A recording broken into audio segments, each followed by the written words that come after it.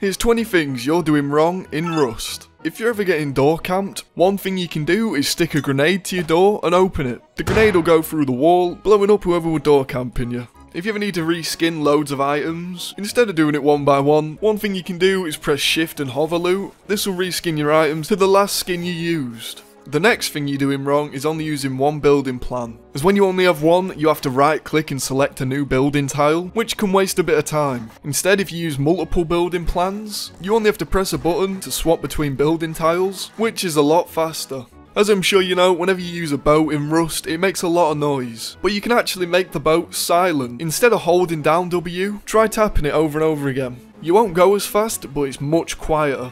The next thing you're doing wrong is not having the best settings. Here's a few settings you're going to want to change. If you're ever farming trees at night, it can be quite hard to see the red X. One thing you can do is change the tree marker colour from red to orange. And as you can see, the X is way easier to see. The next setting you're going to want to change is grass displacement, as when it's turned on it's way easier to see dropped weapons on the floor. The next setting you're going to want to change is max shadow lights. As you can see, having max shadow lights set to 0 can help you see things in the dark, which is why I'd recommend changing it. The next setting you're going to want to change is optimized loading. You're going to want to make sure this is set to partial, as having this turned on makes you load into servers way quicker.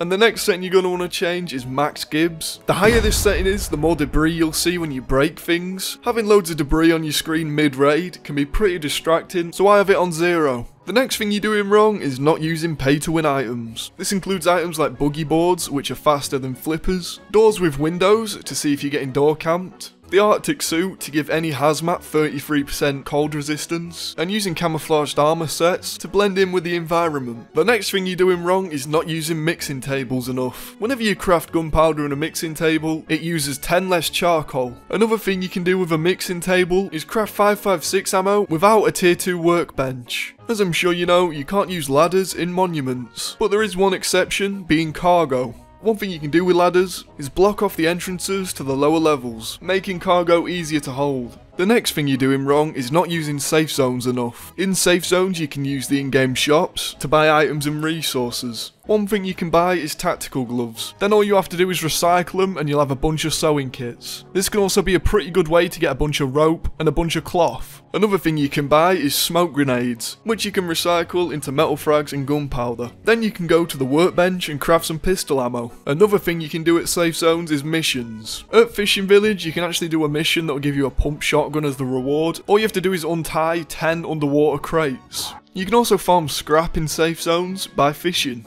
The next thing you're doing wrong is not setting up tugboats properly. One thing you should do is put your workbenches next to the door just like this, so when you open the door, the workbenches act as an airlock. Another thing you can do is put rugs on the windows, so if anyone tries to look into your tugboat, they can't see anything. Another thing you can do is place 2 bear rugs just like this, and you'll actually be able to push the tugboat. Now it's not the best, but if you run out of low grade, this can help you out. Another thing you're doing wrong are some basic building mistakes, such as making keys for key locks. If you didn't know, you don't have to do this, as the person who placed the key lock can open and shut the door without a key. Another mistake is placing the doors the wrong way, as if they're placed like this, people can walk straight into your base, but if they're placed like this, no one can get in. Another thing you're doing wrong is not using custom keybinds. Here's a few of my favourites. If you type this command in, you'll be able to zoom in. This can be useful for seeing things in the distance. If you type this command in, you'll be able to craft bandages just by pressing one button. And if you type this command in, you'll be able to run just by pressing one button. The next tip I have is to subscribe to the channel. This makes sure that you'll never miss another video just like this one.